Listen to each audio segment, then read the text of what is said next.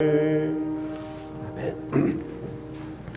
오늘 우리에게 주신 하나님 말씀은 요한계시록 4장 1절로부터 11절 말씀입니다.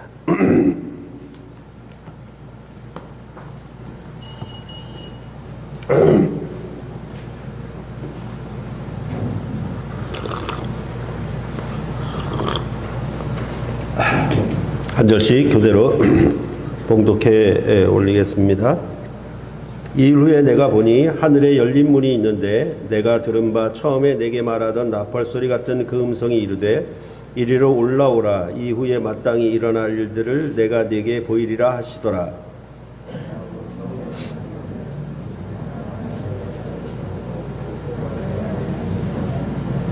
앉으신 이의 모양이 벽옥과 홍보석 같고 또 무지개가 있어 보좌에 둘렸는데 그 모양이 녹보석 같더라.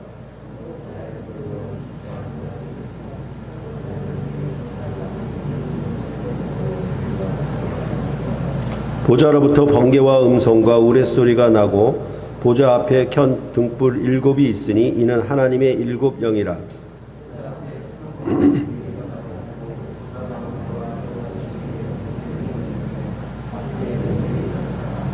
그 첫째 생물은 사자 같고 그 둘째 생물은 송아지 같고 그 셋째 생물은 얼굴이 사람 같고 그 넷째 생물은 날아가는 독수리 같은데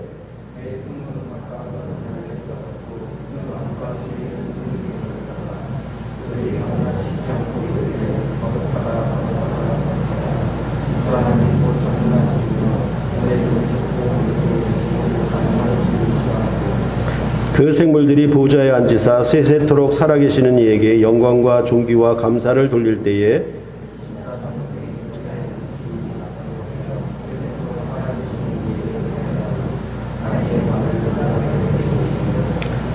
함께 읽겠습니다. 우리 주 하나님이여 영광과 존귀와 권능을 받으시는 것이 합당하오니 주께서 만물을 지으신지라. 만물이 주의 뜻대로 있었고 또 지으심을 받았나이다 하더라. 아멘.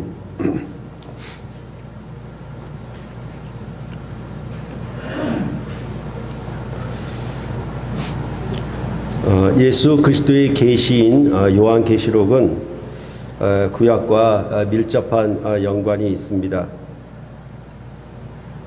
구약 중에서도 출애굽 모티프는 요한계시록 전체에 흐르는 사상의 기초이고 내용의 중심에 자리 잡고 있기에 이를 확인하는 일은 요한계시록의 이해에 있어서 필수적입니다.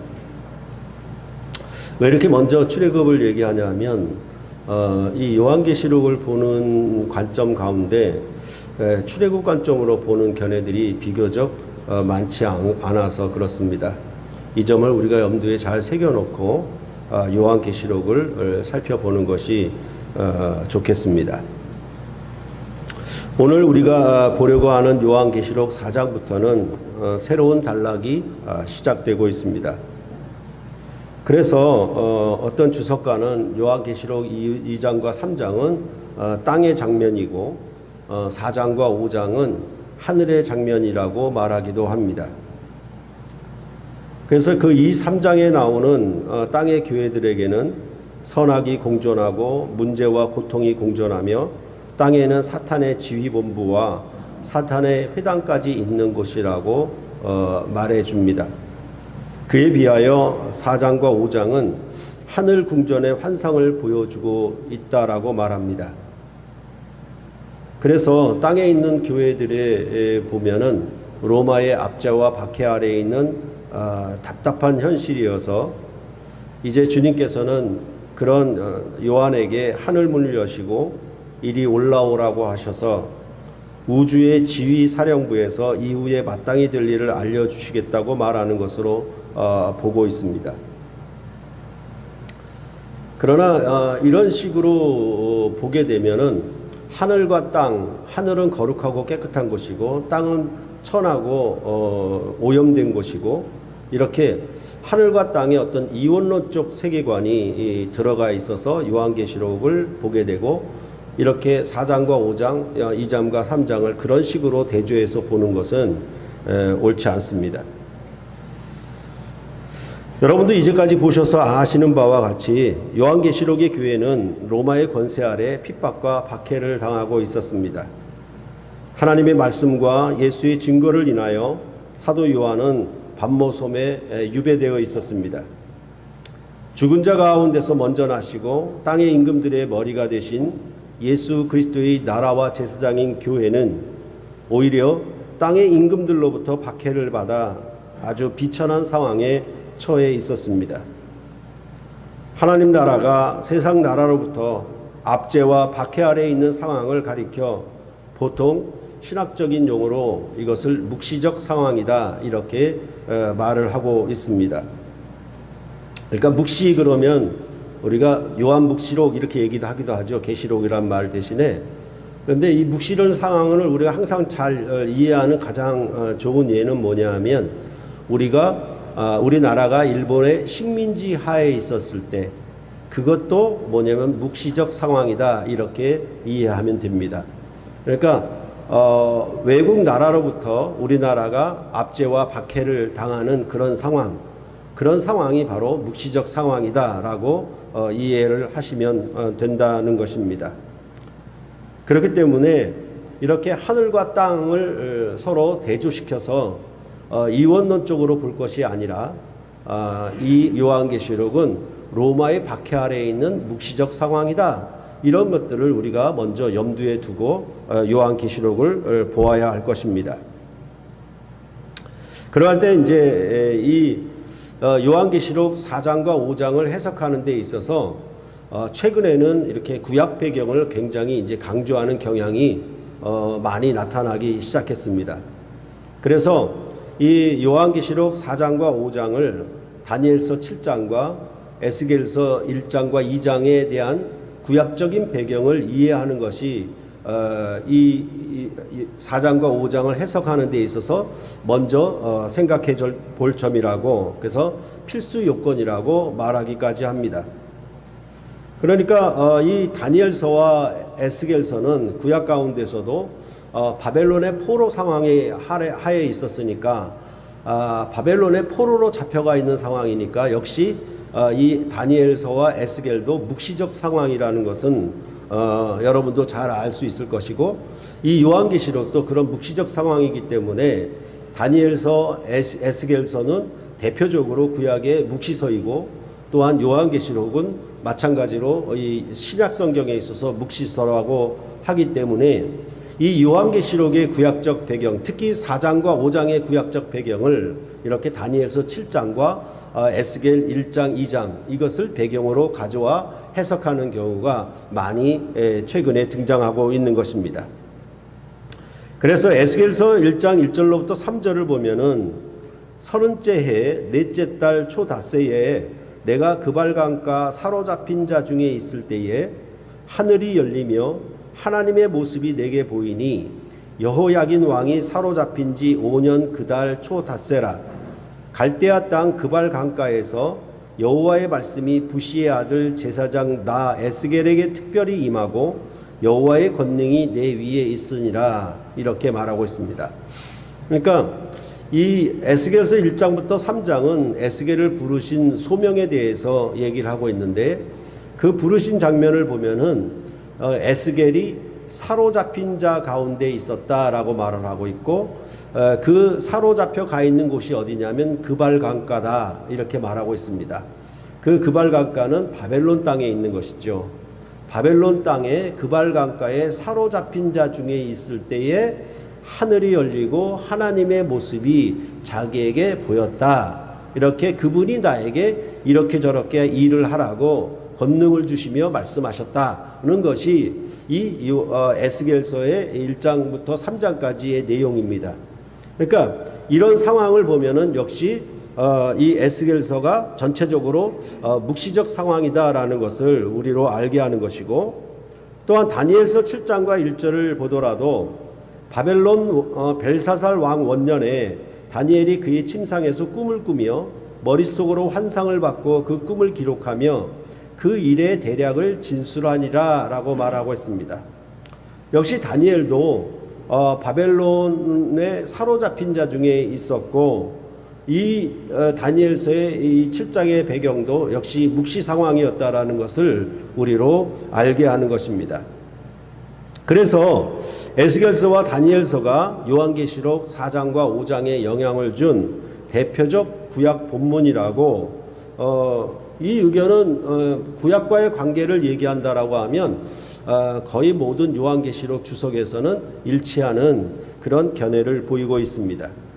그래서 이렇게 말하는 이유는 특히나 에스겔서 같은 경우에는 1장과 2장에서 네 생물의 형상이 나오거든요. 거기에 이제 바퀴가 나오고 그 다음에 생물의 영이 그 바퀴 안에 있고 그리고 머리 위에 궁창이 있고 궁창 위에 보좌가 있고 또한 보좌의 한 사람의 형상이 여호와의 영광의 형상이다라는 모습으로 나오고 있는데 이런 내용들이 이 4장과 요한계시록 4장과 5장과 많이 비슷하기 때문에 이 에스겔서 1장과 2장을 4장과 5장의 배경으로 얘기를 하고 있는 것입니다.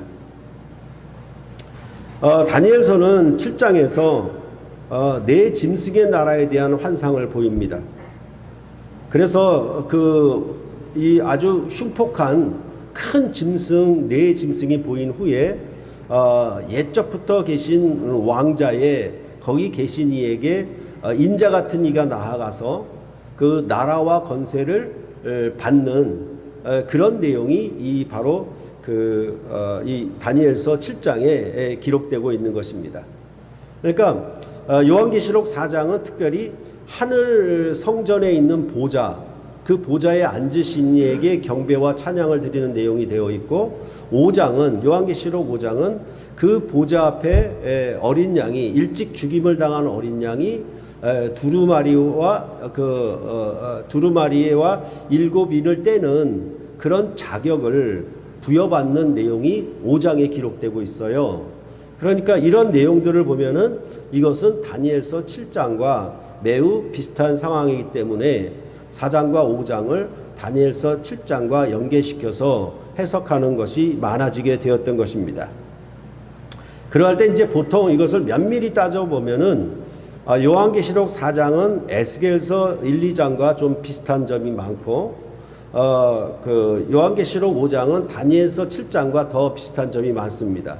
근데 이제 전체적으로 4장과 5장을 전체적으로 볼 때 에스겔서보다는 다니엘서 7장의 배경이 더 크다, 더 큰 영향력이 있다라고 보는 것이 대체적인 견해고, 이제 요한계시록 주석을 보면은 4장과 5장에 요한계시록 4장과 5장에 나타난 말씀들과 다니엘서 7장에 나타나는 말씀들을 한 16가지나 14가지 정도로 이런 것들이 서로 맞는다, 비슷하다라는 식으로 쭉 일치하면서 설명하고, 그렇게 해서 다니엘서 7장과 매우 연관이 깊다라고 보고 있는 것입니다.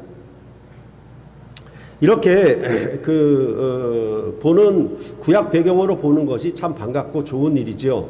그런데 한 가지 아쉬운 점은 이 요한계시록에 출애굽기의 영향을 받고 있다라는 사실에 대해서는 잘 말하지를 않아요. 그러니까 요한계시록의 영향이 출애굽기 모티프가 요한계시록 전체에 이렇게 군데군데 나타나 있다라고 말을 하면서도 이 4장과 5장이 출애굽기의 배경하에 있다라는 사실에 대해서는 말하는 자가 없어요. 그런데 이제 요한계시록을 처음에 시작하면서 여러분에 말씀드렸던 것처럼 이 요한계시록 안에는 출애굽기의 배경이 강하게 나타난다라고 얘기를 여러분께 자주 말씀드렸던 것처럼 요즘에는 창조 신학도 있지만 출애굽 신학을 굉장히 강조를 하고 있거든요. 그래서 구약에 있어서의 출애굽 신학이 나타나는 내용들을 성경별로 쭉 찾아내고, 그 다음에 복음서에 출애굽 신학이 반영된 것이 나타나고, 그 다음에 바울 서신에 출애굽 신학이 나타난 것이 나타나고, 그 다음에 공동서신 같은 경우에도 쭉 나타나고, 심지어 요한계시록에도 이 출애굽 신학이 나타나 있다라고 그렇게 전체적으로 쓴 논문들이 꽤 많이 나와 있어요. 그러니까 이렇게는 보고 있는데, 사실은 뭐냐 하면 이 출애굽기 요한계시록 4장과 5장이 출애굽기 하에 있다는 얘기는 별로 하지 않고 있다라는 점입니다. 그랬을 때 여러분에게 요한계시록을 처음 강론하기 시작하면서 말씀드렸던 바와 같이 이 모세도 애굽에서 자기 동포와 싸우다가 자기 동포를 위하여 싸우다가 결국은 저 미디안 광야로 망명 나가 있잖아요. 쫓겨나가 있었잖아요. 그런 상황인 것과 지금 하나님의 말씀과 예수의 증거를 인하여 사도 요한도 반모섭에 유배되어 있는 상황이 서로 같다라고 말씀을 드렸죠. 그런 상황과 또한 이렇게 미디안 광야에 망명가 있고 이것도 유배를 당한 거나 마찬가지죠. 어떻게 보면 쫓겨나가 있는 상황이니까. 그런 가운데 출애굽기 3장에서 시내산에서 여호와 하나님이 이 모세를 부르시는 장면이 나오잖아요. 그러면 여호와 하나님이 여기서 부르셨다라고 하는 것은 나름대로 여호와 하나님의 보좌가 거기 있다라는 의미가 되는 것이죠. 그런 의미로 부르는 것과 마찬가지로 지금 그 부르신 상황이 이제 이스라엘 백성이 애굽에서 압제와 박해를 당하고 있잖아요. 그런 그런 이스라엘을 보고서 하나님이 모세를 시내산에서 부르시고 이제 이스라엘 백성을 인도하여 내라고 그를 지명하여 보내시는 장면이 바로 이 시내산에 나타나고 있는 것 아니겠습니까? 그런 것처럼 요한계시록 2장과 3장은 아시아의 7교회가 로마의 그 제국의 핍박 아래에 있거든요. 그런 다음에 4장과 5장은 이제 하늘 문을 여시고 하늘 궁전에 하나님 보좌를 보여주시면서 이리로 올라와라. 요한에게 이리로 올라와라. 이후에 마땅히 될 일을 내가 네게 보이리라. 이렇게 말씀하시는 내용이 되어 있거든요. 그러니까 이런 장면들이 어떤 장면이냐면 그 모세를 시내산에서 부르신 장면과 거의 같다라는 것이에요. 그리고 앞서 말씀드린 것처럼 그 다니엘서와 에스겔서만 묵시적 상황이 아니라 출애굽기도 실상은 애굽의 박해 아래 이스라엘 백성이 사로잡혀가 있는 가운데 있었기 때문에 결국은 뭐냐면 출애굽기도 묵시적 상황이라고 할 수 있는 거예요. 그렇기 때문에 설교 모두에 말씀드렸던 것처럼 출애굽을 아는 것이 바로 요한계시록의 이해에 있어서 필수적이다라는 점을 여러분에게 다시 한번 상기시키고 이런 점들을 여러분들이 잘 생각하고 4장과 5장을 보아야 할 것입니다. 그러니까 오늘은 이 요한계시록의 본론이라고도 할 수 있는 그리고 그 본론의 서두라고 할 수 있는 4, 5장에 대한 개관을 여러분에게 말씀드려서 그래서 6장부터 그 이후에 나오는 요한계시록의 내용이 여기에 어떻게 담겨져 있는가 그런 내용을 총체적으로 알아보는 그런 시간으로 여러분과 함께 하려고 하는 것입니다.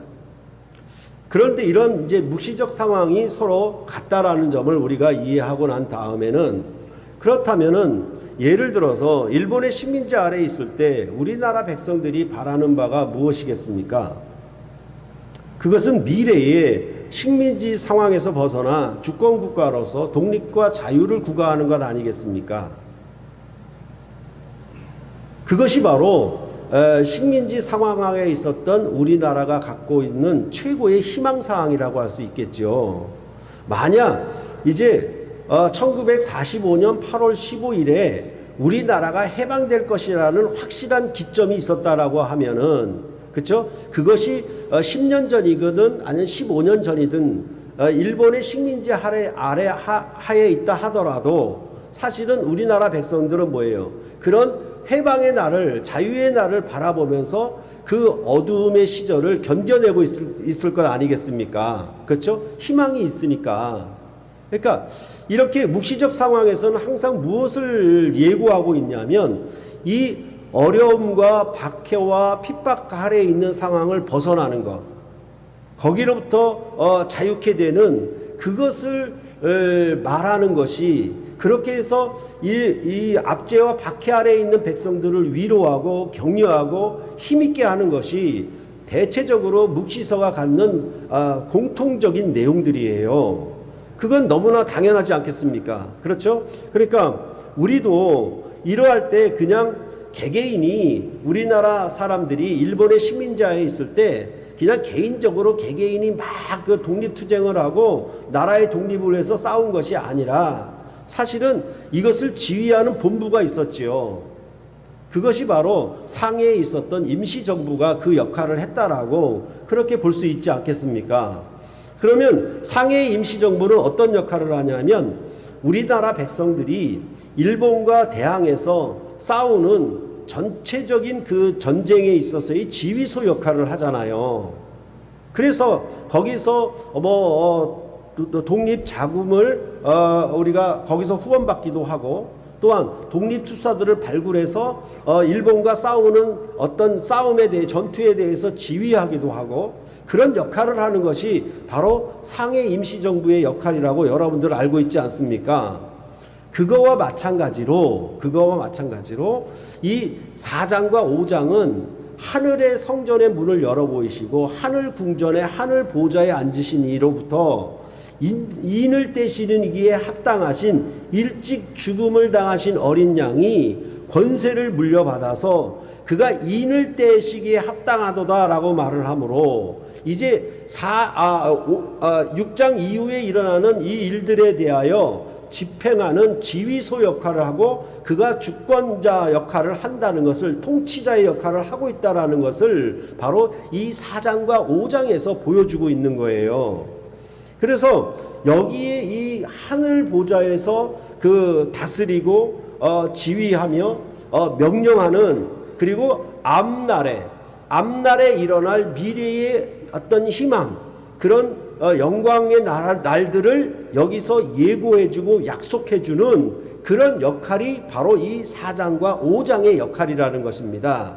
그것이 이제 어떻게 착착 진행될 것이냐에 대해서는 이제 요한계시록 6장 이하로부터 기술되고 있는 것으로 여러분들이 이해를 하시면은, 이제 아시아 7교회가 로마의 박해 상황하에 있고, 이 박해하에 있는 교회에게 요한을 통해서 하늘 지휘소를 열어 보이시는 것이죠. 이제 앞으로 무슨 일을 하게 될 것이다. 그러니 너희가 박해와 압제 속에 있다 하더라도 너희가 믿음을 지키고 인내하고 이런 사단에 넘어가지 말고, 그래서 새하늘과 새 땅을 상속하는 그 영광의 잔치에, 그 성에 들어가도록 해라라고 격려하고 힘있게 하는 것이 바로 요한계시록의 전체적인 스토리라 그 말이에요.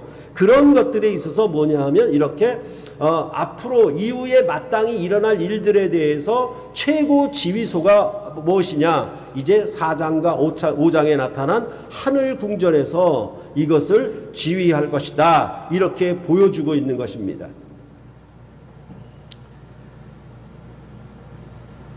그러니까 앞서서 우리가 밤모습에 유배되어 있던 사도 요한에게 예수 그리스도께서는 마치 총사령관의 모습으로 그에게 나타나셨잖아요. 그리고 아시아 7교회에게 전투명령서를 각각 전달하도록 했잖아요.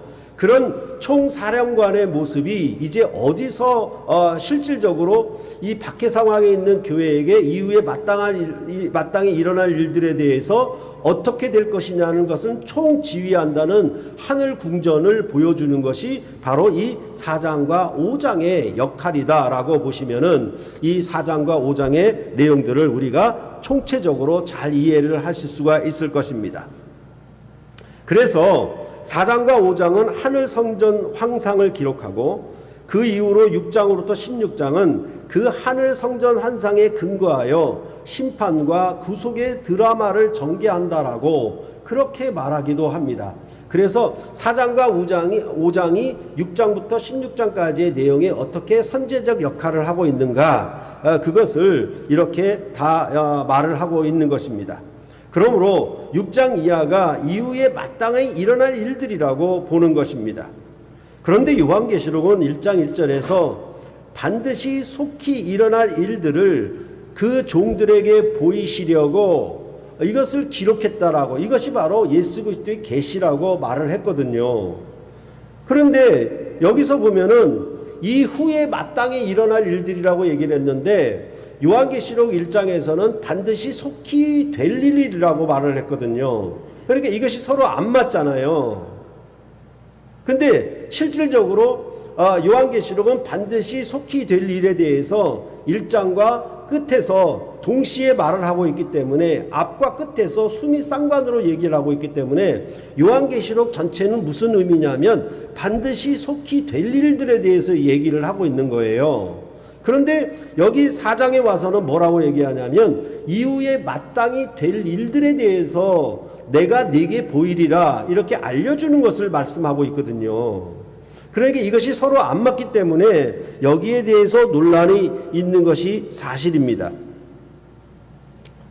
그런데 우선은 우리가 생각해야 될 것은 뭐냐 하면 앞서 말씀드린 것처럼 이후에 마땅히 될 일들에 대해서 말을 하기 위해서 뭐냐 하면 4장에는 하늘의 보좌를 열어 보이시고 그 다음에 5장에서는 인을 떼기에 합당하신 일찍 죽임을 당하신 어린 양의 모습을 얘기를 하고 그래서 4장에서는 이 창조주 하나님의 영광을 마지막에 이 경배하는 것이 나오고 5장에는 또 이 주 예수 그리스도 어린 양이신 이분에게 인을 떼시기에 합당하신 분에게 찬양과 영광을 돌리는 경배의 내용이 나오는 거예요.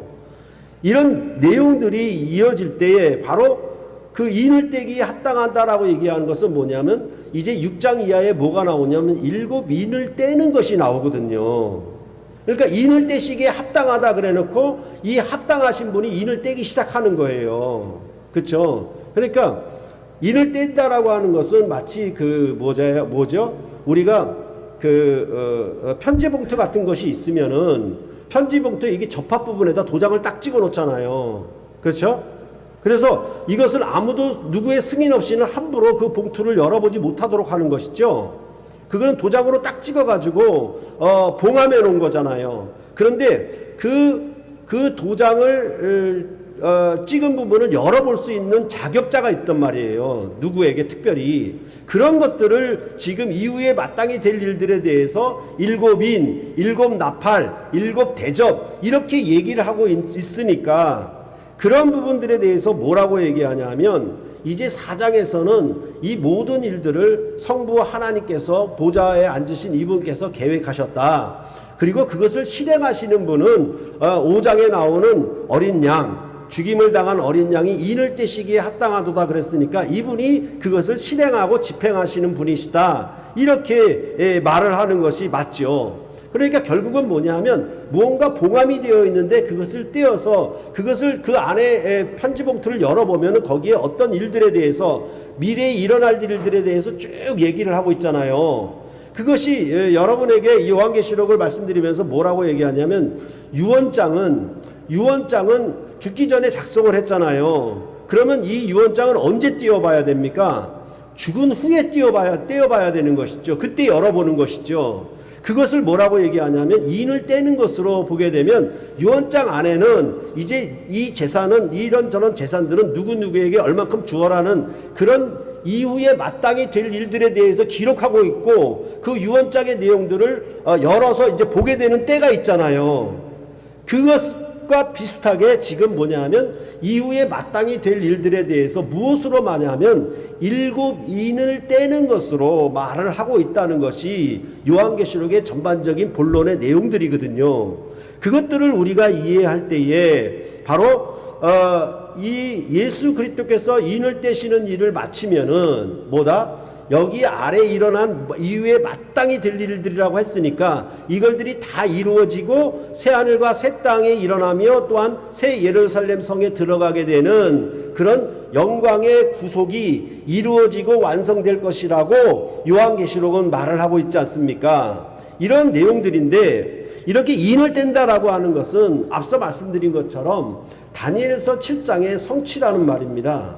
왜냐하면 다니엘서 7장 13절로부터 14절에 내가 또 밤 한상 중에 보니 인자 같은 이가 하늘 구름을 타고 와서 옛적부터 항상 계신 이에게 나아가 그 앞으로 인도되매 그에게 권세와 영광과 나라를 주고 모든 백성과 나라들과 다른 언어를 말하는 모든 자들이 그를 섬기게 하였으니 그의 권세는 소멸되지 아니하는 영원한 권세요 그의 나라는 멸망하지 아니할 것이니라 라고 말씀하고 있어요. 그러니까 보좌가 왕자가 있는데 그 왕자의 옛적부터 계신 이가 있는 거예요. 거기에 사람의 아들 같은 인자 같은 이가 나아가니까 그에게 이 보좌에 앉으신 이가 나라와 영광과 권세를 물려주는 거예요. 그런데 그에게 물려준 나라는 뭐다? 영원히 멸망하지 않을 권세 있는 나라다라고 그렇게 다니엘서 7장에 말을 하고 있는 것입니다. 이런 전체적인 다니엘서 7장의 내용처럼 4장에 하늘의 보좌가 있고 거기 보좌에 앉으신 이가 있는데 이제 5장에서는 그에게 나아가 일찍 죽음을 당하신 어린 양이 두루마리와 이를 뗄 수 있는 그런 그 권세를 받거든요. 물려받거든요. 이런 내용들이 서로 같다라는 것입니다. 그렇게 봤을 때에 그러면 다니엘서는 뭐라고 얘기하냐면 네 짐승을 보여준 것처럼 앞으로 네 짐승의 나라가 올 것이에요. 미래에. 그래서 이 네 왕들이 일어날 것인데 이 네 왕들을 정복하고 이 네 왕들을 무찌르고 이제 인자 같은 이의 나라가 영원한 권세의 나라로 일어날 것임을 예언하는 것이 바로 다니엘서의 전체적인 내용이에요. 그런데 이것을 말을 하면서도 마지막에 다니엘서는 뭐라고 그러냐면 이것은 마지막 때에 관한 일이다. 이것은 끝날에 관한 일이다. 그러니까 이 글을 봉함하라. 이것을 봉투를 닫아놓으라고 이 글을 봉함하라고 얘기를 한 거예요. 그러면 뭐냐 하면 이 봉함된 것이 언제 가서 열리냐면 마지막 때 가면 열릴 것이에요. 마치 유언장을 작성했는데 죽으면 유언장이 열리듯이 이제 다니엘서에서 예언한 앞으로 큰 짐승, 네 짐승의 나라가 올 것인데 그 나라들을 쳐부수고 인자의 나라가 세워질 거예요. 그것은 영원한 권세의 나라, 무너지지 않은 영원한 나라가 세워질 것임을 그렇게 예언했고 그것은 글에다 봉함해서 넣어두은 것인데 이제 요한계시록은 뭐라고 얘기하냐면 이인을 뗀다라고 얘기를 하고 있는 거예요. 그러니까 이게 무슨 말인가 하면은 다니엘의 시점에서 바벨론의 포로 상황에 있을 때에는 저 마지막 때에 일어날 일들 봉함해 놓았단 말이에요. 그런데 요한계시록은 뭐냐 하면 인을 떼시는 일을 말을 하고 있는데 그것을 반드시 속히 될 일이라고 말을 하고 있는 거예요. 그것은 이제 예수님이 재림하시는 거 그것이 내일이나 모레 아주 급하게 속히 온다는 말이 아니라 무슨 말인가 하면은 이제 죽은 자 가운데서 먼저 나셔서 땅의 임금들의 머리가 되셨기 때문에 이제 인을 떼시는 거예요.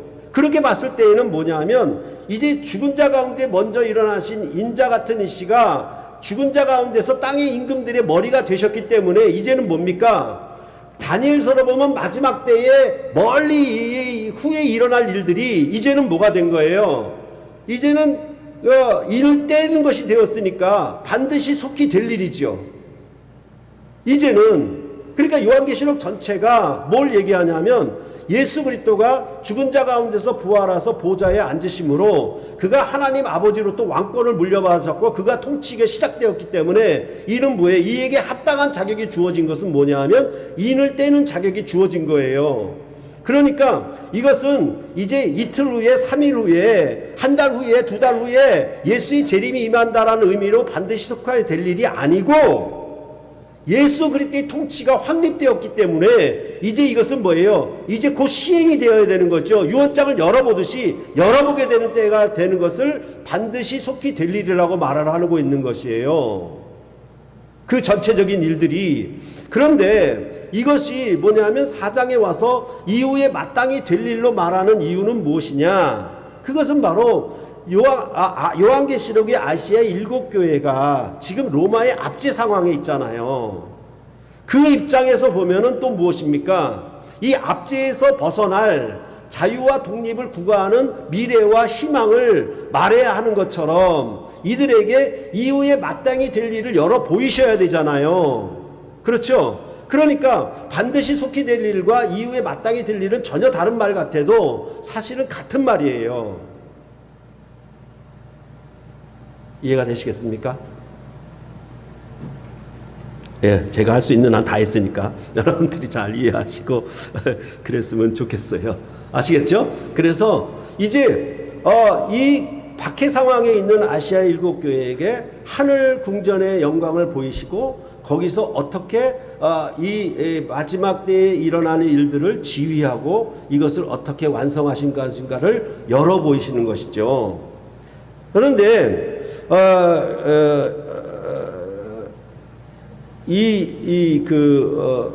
반드시 그 다음에 마땅히 이것도 같은 말이죠. 그렇죠? 그러니까 이건 반드시 이 언약이 성취될 것을 말을 하는 그런 강조적인 표현이라는 것을 여러분들이 이해하시면 되겠고, 그렇기 때문에 여기 4장과 5장에는 경배의 모습이 굉장히 많이 드러나 있어요. 그렇기 때문에 4장과 5장을 예배를 가르쳐주는 그런 것이다라고 보는 사람들이 있습니다. 그런데 이것은 예배라고 보기에는 초대교회가 4장과 5장을 따라서 예배를 드렸다고 보기에는 합당하지가 않아요. 그냥 이것은 사변적이라고 보는 것이 맞습니다. 그러니까 4장과 5장을 우리 신약교회의 예배의 모습으로 가져와서는 곤란하다라는 것을 여러분에게 좀 말씀을 드리고요. 그럴 때에 이제 여러분들이 혹시 저와 같은 생각을 하신 적이 있나 모르겠습니다. 뭐냐 하면, 제가 고등학교 3학년 때 저희는 지금은 이제 수능이라고 부르지만은 저희 때는 대학 입시를 위해서는 예비고사가 있었고 본고사가 있었어요. 예비고사는 전체가 동시에 치르는 것이고 본고사는 자기가 지원하는 대학에 가서 대학이 내는 시험을 치르는 그런 대학 입시였지 않습니까? 그때 그 예비고사 성적이나 아니면 본고사 성적, 그러니까 그 두 가지 성적을 가지고 대학에 들어갈 수 있도록 그 제도가 되어 있었었는데, 그때 무슨 생각을 잠깐 했었냐면, 만약 타임머신이 있다라고 하면 이 예비고사와 본고사의 시험 문제를 미래로 날아가서 먼저 정답을 보고 와서 내가 시험을 쳤으면 얼마나 좋겠는가. 그러면 어찌 보면은 우리가 이 대학 입시 상황도 어떻게 보면 압제하에 있는 거잖아요. 그렇죠? 어떻게 보면 또 묵시적 상황이라고 얘기할 수 있는 거예요.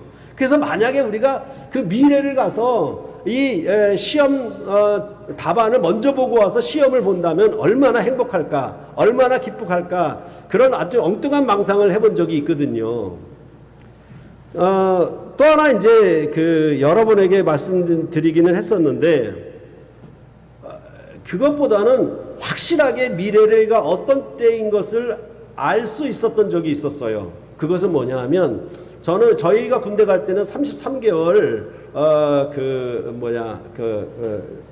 군 복무 생활을 했었는데, 저는 이제 복무단축을 받아가지고 이래저래 한 25개월 만에 제대를 했거든요. 근데 그때 이제 제대 날짜가 가까워 오게 되면 국방부에서 전역 명령서가 떨어져요. 그러면 너는 몇 년 몇 월 며칠에 이제 부대에서 제대한다, 군에서 제대한다는 명령이 떨어진 거예요. 그럼 나는 아직 군대에 있잖아요. 군대에 있는데 내 미래가 확정됐죠. 그러면 어떻게 합니까? 세상에 군에 있을 때 그 명령서가 제일 즐겁고 행복한 명령서예요. 들어가면서부터, 훈련소 들어가면서 모든 상관들의 명령은 다 듣기 싫은 것이었는데, 국방부에서 너 전역할 날짜가 정해졌다라고 하는 미래의 확정서는 정말 기쁘고 좋은 거예요. 이게 어떤 효과를 발휘하냐면, 분명히 나는 군대에 있어서 군대 사회라고 하는 거기서 압제 상황에 있잖아요. 또 어떻게 보면은 상관의 명령에 복종해야 되고 마음대로 민간인으로서 자유하지 못하잖아요. 그리고 때로는 뭐냐면 작업이나 훈련에 동원되어 가지고 하기 싫은데도 불구하고 억지로 끌려가서 할 수밖에 없잖아요. 마치 노예처럼. 그런 상황인데 어떤 것이 벌어지냐면, 전역 명령이 떨어졌다는 그 순간부터 그런 모든 어려움과 작업과 훈련이 계속돼도요, 그래서 상관들이 나를 막 갈군다 그러죠. 갈궈도 하나도 불평이나 원망이나 고통이라고 여겨지질 않아. 왜냐하면 나는 앞으로 제대할 거야, 나는 전역 날짜가 확정됐어 라고 하는 미래의 일들이 나로 하여금 현재 상황을 어떻게 하냐면, 현재는 똑같이 이전과 이후가 달라진 점이 없는데도 불구하고 현재 상황을 기쁨으로 이기고, 또한 즐거움으로 승리하고, 괜히 이 입에 이렇게 쫙 올라가듯이 이렇게 즐거움으로 넘치거든요. 그러니까 똑같은 작업과 훈련이 계속되고 상관이 갈구는 상황이 계속된다 하더라도 어떤 것이 벌어지냐면 미래가 확정됐기 때문에 나는 무엇을 할 수 있어요? 그것에 대한 보장 때문에 나는 현재를 확실하고 재미있고 기쁘게 이겨가면서 생활할 수 있는 거예요. 그것이 어떤 역할을 하냐면 바로 이 하늘 보좌를 열어 보이시고 이후에 마땅히 될 일들에 대해서 확정적으로 얘기를 해주면은 이것을 듣고 아는 아시아 7교회는 어떻겠습니까? 로마의 압제와 박해 상황에서 그것에 대해서 기뻐하고 감사하면서 그것을 이겨낼 힘이 생기는 거예요. 그런 역할을 하는 것이 무엇이냐? 바로 이 4장과 5장 그리고 이후에 마땅히 될 일들을 보여주시는 너로 하여금 알게 하시는 그런 이유와 목적이 되는 것입니다. 그런 것들을 우리가 이 4장과 5장에서 이해를 하면 되는 거예요. 그런데 이러한 일들은 사실은 뭐냐 하면 성경을 전체적으로 보면은 성경의 구원 역사 가운데 하나님은 자기 백성들에게 항상 어떻게 하면 앞날에 일어날 일들에 대해서 항상 예고를 하셨어요. 그래서 우리가 요즘에 이사야를 보듯이 이사야서 45장 21절만 보더라도 이 일을 옛부터 듣게 한 자가 누구냐, 이전부터 그것을 알게 한 자가 누구냐, 나 여호와가 아니냐, 나 외에 다른 신이 없느니라, 이렇게 말씀하셨잖아요. 그러니까 하나님은 항상 자기 백성에게 뭐냐 하면 옛적부터 알려왔던 거예요. 장차 될 일들에 대해서 알려왔던 분이에요. 이것을 성경적으로 보자면 예를 들어서 이렇게 하늘의 성전이 열리는 부분들에 대해서 말한 것들을 우리가 찾아온다라고 하면 형 에서를 속이고 장자의 명분을 자기의 꾀로 탈취해버렸잖아요, 야곱이. 그러니까 형 에서가 죽이려고 하니까 도망갔잖아요, 저 바다나람으로.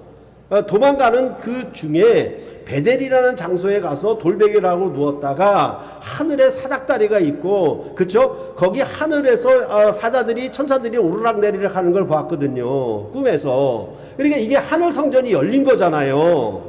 거기가 뭐냐면 베델이라고 해서 하나님의 집, 하나님의 성전, 하나님의 궁전이라고 얘기를 했단 말이에요.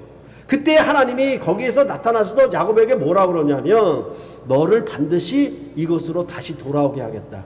네가 어디로 가든지 무엇을 하든지 너를 지키고 함께해서 너를 이곳으로 돌아오게 하겠다라고 약속하셨단 말이에요.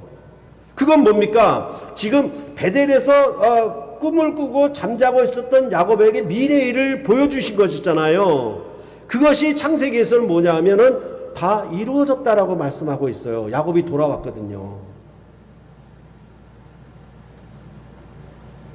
또 하나, 이 출애굽기에서도 애굽의 박해 가운데 있는 백성들에게, 애굽의 포로로 사로잡혀 있는 이스라엘 백성들에게 무엇을 말씀하셨냐면 모세를 보내시면서 아브라함과 이삭과 야곱에게 하신 언약을 이제 이루시려고 모세를 보내어 이스라엘 백성을 애굽에서 끌어내려고 한다고 말씀하고 있잖아요.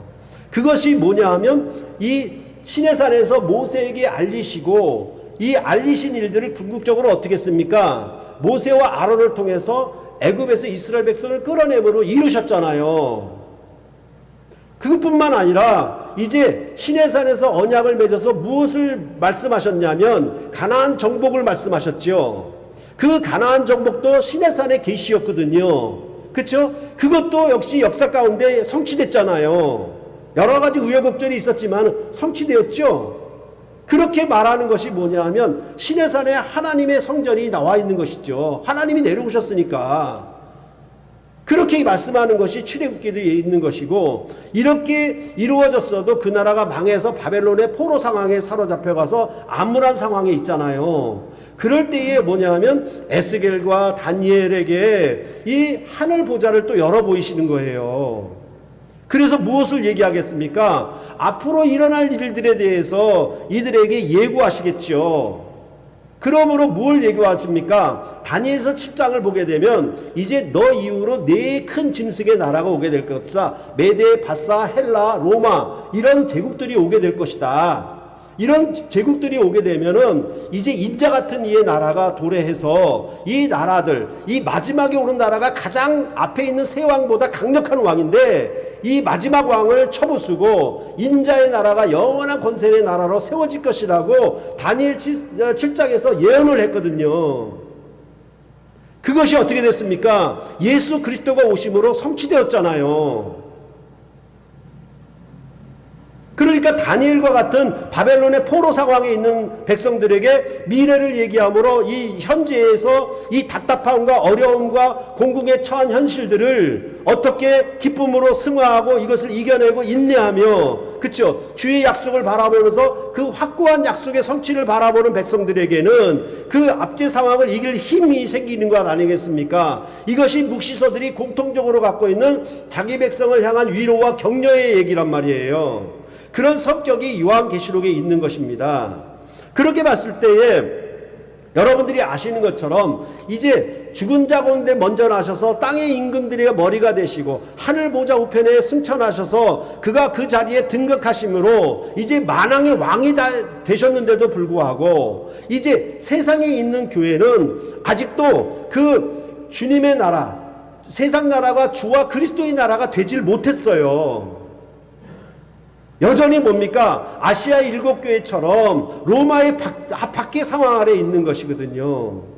그럴 때에 이제 무엇을 열어 보이는 겁니까? 이 아시아 7교회에게 하늘 보좌를 열어 보이시고 이후에 마땅히 될 일들에 대해서 계시하고 계시는 거예요.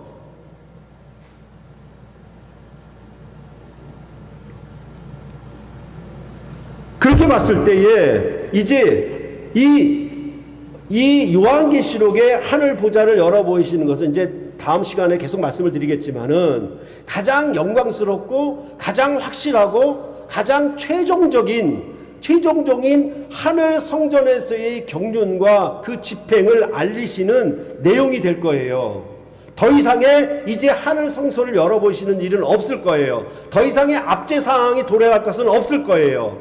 그러니까 이것은 뭡니까? 이전에 야고보로부터 시작해서 출애굽부터 시작해서 다니엘서부터 시작해서 한 일들이 그 하늘문을 열어 보이시고 보좌를 열어 보신 일들이 다 성취됐잖아요. 이것을 구원 역사를 아는 백성들, 이 아시아 7교회에 있는 백성들에게 요한을 통해서 하늘 보좌를 열어 보이시고 이후에 마땅하게 될 일들을 알려주시는 것은 무엇이겠습니까? 우리로 하여금 이것이 확실하게 반드시 마땅히 이루어질 일이다. 그렇기 때문에 요한계시록은 1장에서 또한 22장에서 이것을 읽고 듣고 지키는 자는 복이 있다. 그리고 심지어는 뭐라고 얘기하냐면 이 예언의 말씀을 하나도 감하거나 제하거나 더하거나 하지 말아라.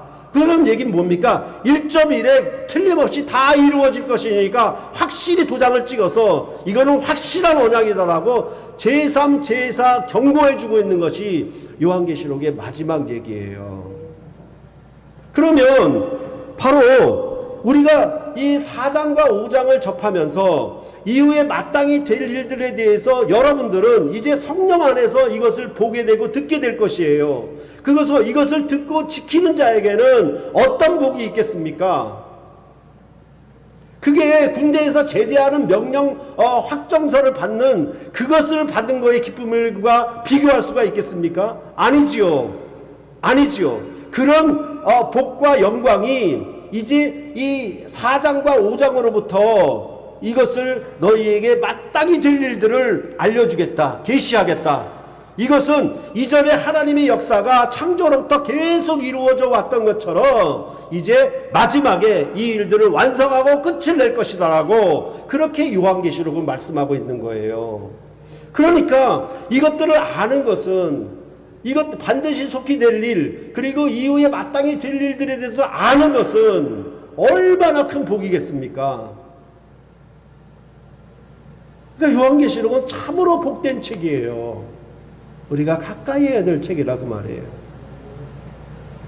그러니까 다시 말해서 이 요한계시록을 읽게 되면은 우리는 무엇이 되겠습니까? 현재의 아픔과 고통과 어려움과 환난과 고난에 대해서 우리는 어떤 시각으로 보게 되겠습니까? 전역 명령서를 확정하게 받아 있는 그 병사의 심정으로 보게 될 거예요. 우리가 처하는 현실과 이런 아픔과 고통을, 그쵸? 세상 나라가 교회를 압제하고 멸시하고 업신여기는 이 현재의 상황을 우리는 어떤 관점에서 보게 되냐면 이후에 마땅히 될 일들에 대한 확정을 통해서 보게 되는 거예요. 그러니까 성경은 뭐라고 그러냐면 범사에 감사하라, 항상 기뻐하라, 쉬지 말고 기도하라는 명령이 주어질 수 있는 거예요. 이것이 바로 4장과 5장에서 우리에게 말씀하는 바인 것입니다. 이것을 통해서 여러분이 현재를 현재로만 보지 마시고 미래의 완성된 시점에서 현재를 보셔서 현재를 이기고 승리하는 아름다운 구속 역사의 승리가 여러분 삶과 이 새물교회의 삶에 함께하기를 간절히 바라고 기원하는 것입니다. 기도하시겠습니다.